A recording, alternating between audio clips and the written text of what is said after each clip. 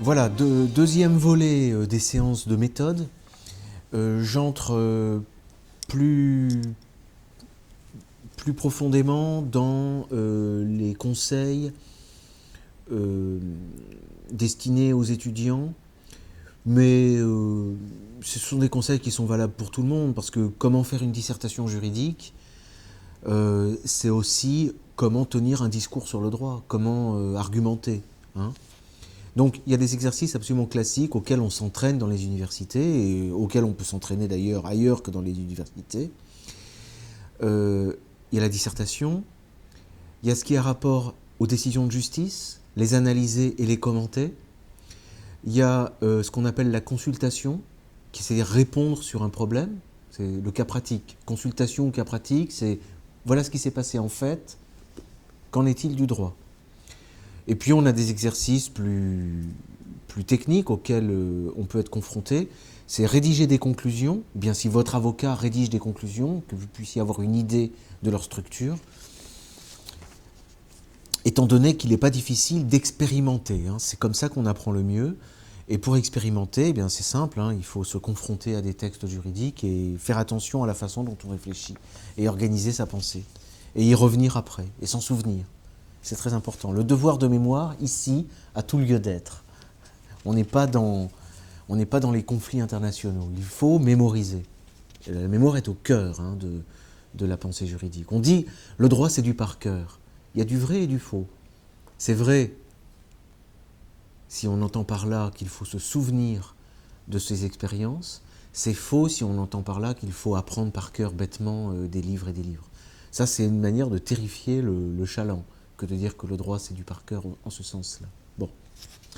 Alors voilà la question, la méthode, hein. Je reprends une grille que j'avais toujours avec moi dans mon cartable lorsque je faisais des travaux dirigés à l'université. Je l'avais toujours sous la main pour rabâcher sans cesse devant les étudiants. Alors, prenons la méthode du premier exercice qui est le cas pratique. Alors, il ne faut pas s'empresser de rédiger, de même il ne faut pas s'empresser de répondre. Il faut laisser le temps au temps, le temps à la réflexion. Et il faut commencer par se préparer, avant même d'organiser sa réponse. Les préparatifs. Les préparatifs, ça passe d'abord par la compréhension du sujet. Que ce soit un sujet qui vous est donné par écrit, ou que ce soit un sujet qui vous est donné par quelqu'un qui vous parle. Et d'ailleurs, il vaut mieux écrire ce que la personne vous dit, il vaut mieux noter le problème auquel vous êtes confronté. L'énoncé du sujet, les éléments que vous avez doivent être lus et relus méthodiquement, avec calme, hein. Lire et relire, déjà, l'énoncé. Et il y a, à partir de cette lecture, un travail d'analyse, de compréhension des faits qui dépend évidemment de votre connaissance du droit, hein. Bon, que vous pouvez d'ailleurs, sur le terrain, tout de suite, nourrir par de petites recherches, en regardant le lexique des termes juridiques, en regardant certains textes, voir dans quelle direction... Mais il y a un moment de compréhension des faits et des questions qui est absolument indispensable. Bon. Une fois que vous avez une idée de la réponse, vous pouvez déjà commencer à chercher les règles qui sont applicables. Et puis vous appliquez alors, quand vous avez les règles, vous mettez de l'ordre avec les éléments dont j'ai parlé dans la séance précédente sur la logique juridique. Voilà. Une fois que vous avez vos éléments, vous pouvez mettre votre cas pratique, votre consultation, en ordre. Et là, j'en ai aussi parlé dans la séance précédente, c'est-à-dire donner une accroche, ça peut être une simple phrase d'introduction, bien présenter le cas. Ce ne sont pas tous les faits, ça c'était dans le sujet. Dans le cas, vous ne mettez que les choses dites de manière abstraite.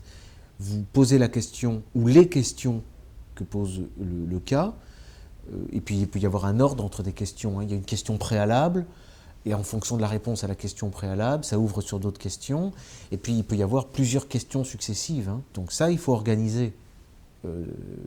Et bien organiser, souvent, c'est important. Telle question ne s'oppose que subsidiairement par rapport à telle autre. Tout ça, c'est un problème d'organisation. Et même quand vous parlez avec votre avocat, c'est des choses auxquelles il faut faire attention. Ne pas tout embrouiller, quoi. Il y a toute une... toute une organisation. Bien. Et à l'intérieur de chaque raisonnement, de chaque question, vous avez toujours la règle de droit et la qualification juridique. C'est-à-dire, en droit, voilà ce qu'il en est en droit, voilà ce qu'il en est en espèce. Je regardais tout à l'heure encore des conclusions pour un procès de demain. La partie civile, qui est, je crois, le CRIF, a bien pris garde de bien développer ce qu'elle entend par contestation de crimes contre l'humanité, en élargissant au maximum la règle de droit. Bon. Et puis, ensuite, dans un second temps, elle a pris garde à, en donnant les faits, elle a pris garde de bien montrer que les faits pouvaient être compris de la manière la plus large possible. Bon, ça, j'en ai déjà parlé, c'est le syllogisme. Ensuite, donc, que vous avez résolu la question juridique, vous pouvez de manière générale répondre en fait à la question que le client vous a posée ou à la question que vous posiez. Voilà exactement comment rédiger un cas pratique à l'université, de manière à avoir la note, la meilleure note. C'est ce qui hante avant tout l'étudiant, c'est d'avoir une bonne note. Une décision de justice, elle est organisée de la même façon, si vous avez à rédiger un jugement. On a les motifs de fait, c'est le cas, ce sont les faits, la procédure et le cas, et puis on a les motifs de droit, c'est la justification. Et puis on a le dispositif où là on répond, on tranche. Alors, il y a une méthode, j'en parlerai tout à l'heure de la dissertation, parce que j'enchaîne tout de suite avec un exercice qui est important. Deuxième exercice, après le cas pratique, deuxième exercice central, qui est ce qu'on appelle le commentaire d'arrêt. Le militant y est consacré puisqu'il est confronté à des décisions de justice, que ce soit pour son propre cas, ou que ce soit parce qu'il s'intéresse à la cause, par exemple, de Forisson, et il y a un arrêt qui vient d'être rendu par la Cour de cassation, ou Dieudonné, une ordonnance du Conseil d'État vient d'être rendue, et on est devant une décision. Bien. Alors il faut vraiment y insister, encore une fois, et là je me fonde sur les catégories de l'interprétation qui nous viennent du Moyen-Âge. Ils avaient une règle, c'était litera sensus sententia, méthodique. Et pour l'avoir beaucoup éprouvé, je peux vous dire qu'elle fonctionne, il n'y a que ça qui fonctionne, et il ne faut pas négliger la méthode. Parce qu'on est toujours tenté d'aller directement droit au but, on ne lit pas, on essaie de piocher une phrase ou deux qu'on arrive à comprendre, et puis allez, on se dit qu'on a compris, en fait on n'a rien compris, et on a des chances pour prendre pour la décision ce qui est en fait l'avis rapporté par celui qui a perdu. Le magistrat dit ce que la partie qui va perdre énonce. Vous voyez ? Donc il faut faire attention à d'abord lire, encore une fois, c'est comme pour le sujet du cas pratique, lire plusieurs fois, faire plusieurs lectures. Bon. Une lecture va permettre de se faire une première idée. Une lecture va être consacrée à disséquer la décision, parce qu'elle a toute une architecture, tout un plan logique. Le dispositif distinct des motifs. Les motifs sont organisés question par question. Chaque question est articulée. Donc, envisager la structure globale, discerner le dispositif, distinguer des motifs, comment chaque moyen est structuré, isoler clairement la date de la décision, à quelle date elle est rendue et par qui, et essayer de relever déjà les mots importants, c'est-à-dire les mots dans les faits, repérer déjà le cas, et les textes invoqués, repérer les textes qui sont appliqués, aller chercher ces textes. Donc ça, c'est rassembler les éléments. C'est une étape très importante. Et la troisième étape, je l'appellerai sensus, la deuxième étape. C'est la lettre un peu du texte. Et la part de l'interprète est importante dans la troisième étape, sententia, qui déjà est une phase d'explication où il faut aller isoler vraiment le cas qui est en cause. Bon. Une fois qu'on a le cas, on peut travailler à partir des faits bruts à clarifier la question qui était posée et Et également, non, j'oubliais, il faut également mettre au clair la procédure, c'est-à-dire quelles sont les différentes juridictions qui se sont prononcées avant celles dont on étudie la décision. Ça, c'est très important. Et en quel sens ces autres juges ont pu se décider. Bon. Une fois qu'on a ça, je reviens donc sur le cas, on a le cas, on a la façon dont il a été résolu.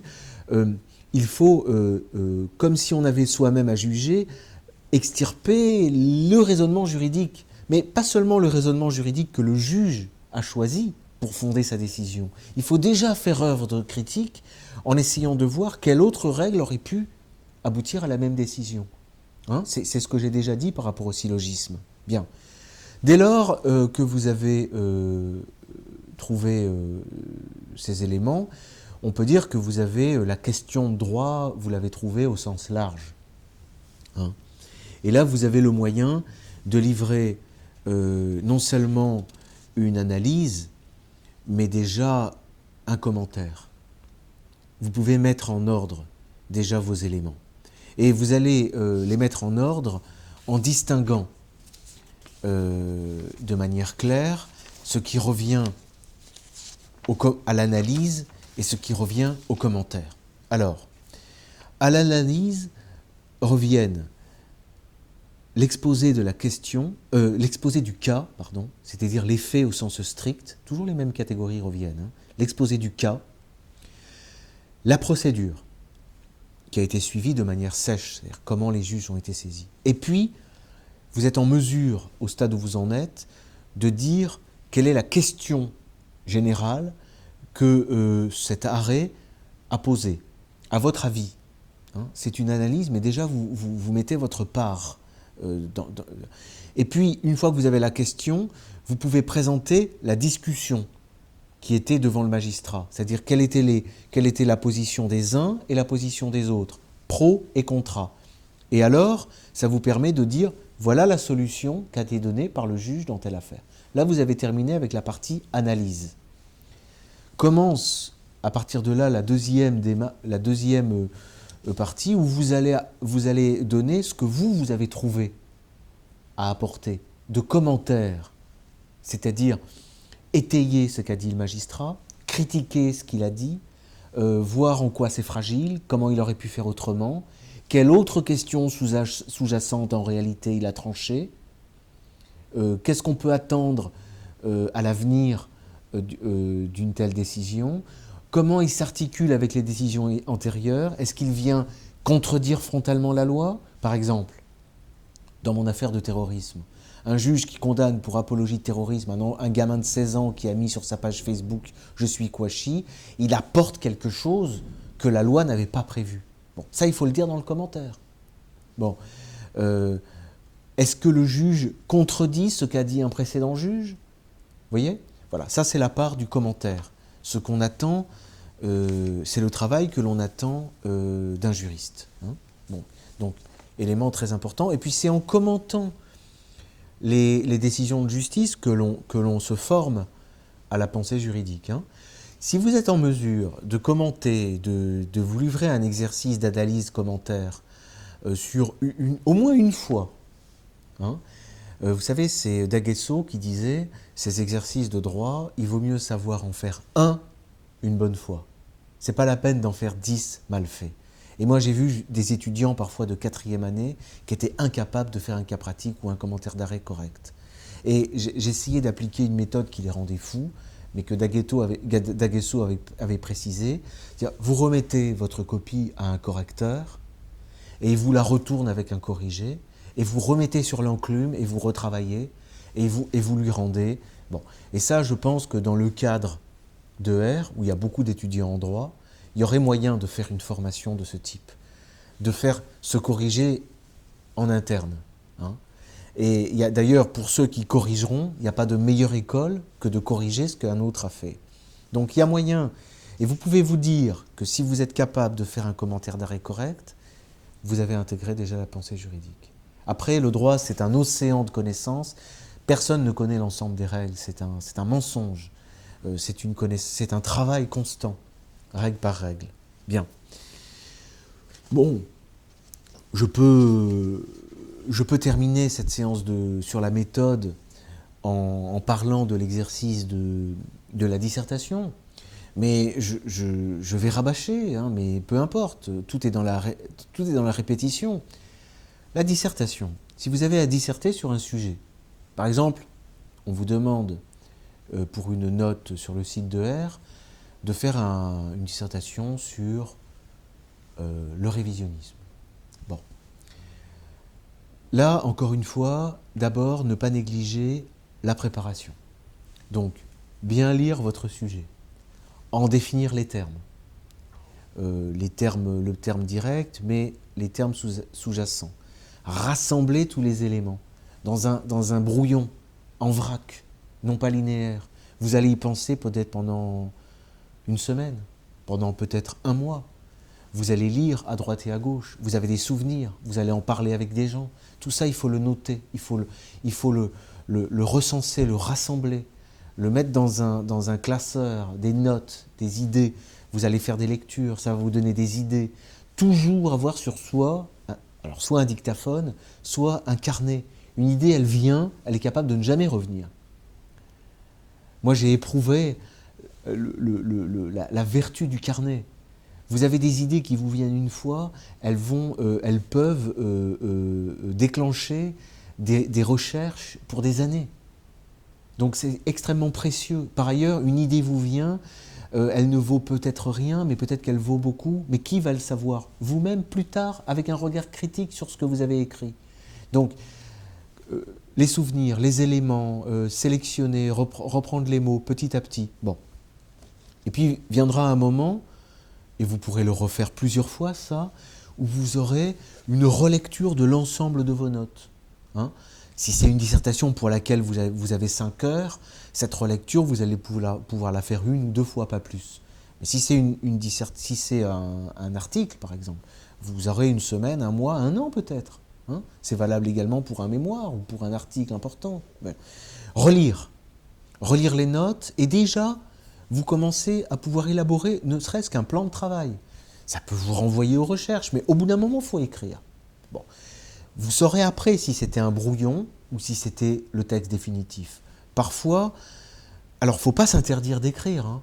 Si ça vient, il n'y a pas de meilleure note de toute façon pour pouvoir faire un travail que d'avoir quelque chose qui est sorti d'un premier jet. Hein. Et il est rare qu'un premier jet soit mauvais.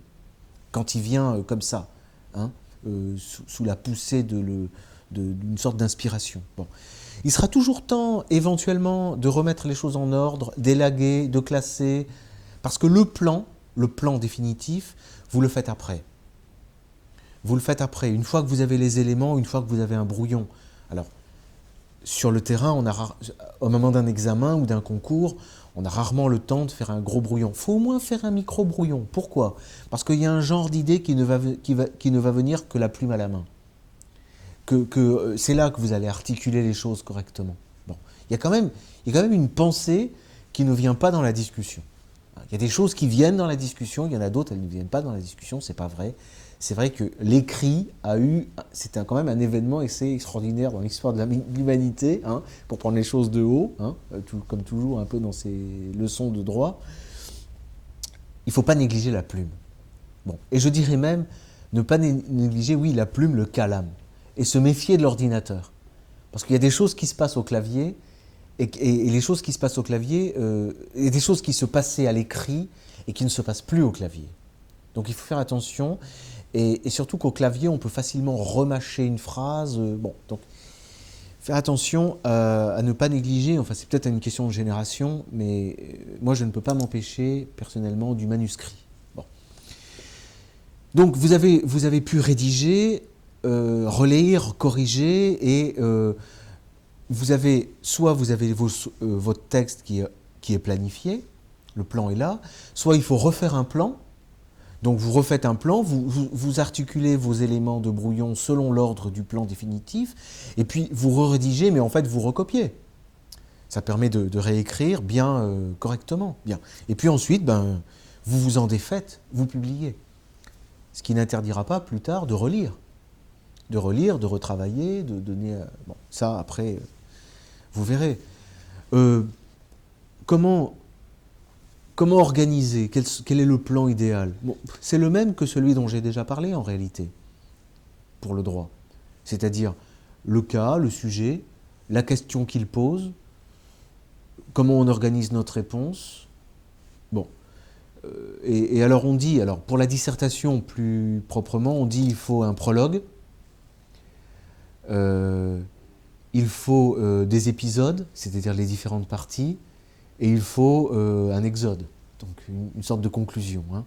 Comme on dit parfois, mais ça c'est Gilson qui disait ça je crois, on dit qu'on va dire quelque chose, on le dit, et on dit qu'on l'a dit. Bon, ça vaut ce que ça vaut, c'est-à-dire pas grand-chose, mais ça veut dire qu'il faut une entrée en matière, une introduction. Alors, en droit, l'introduction est très importante. Hein.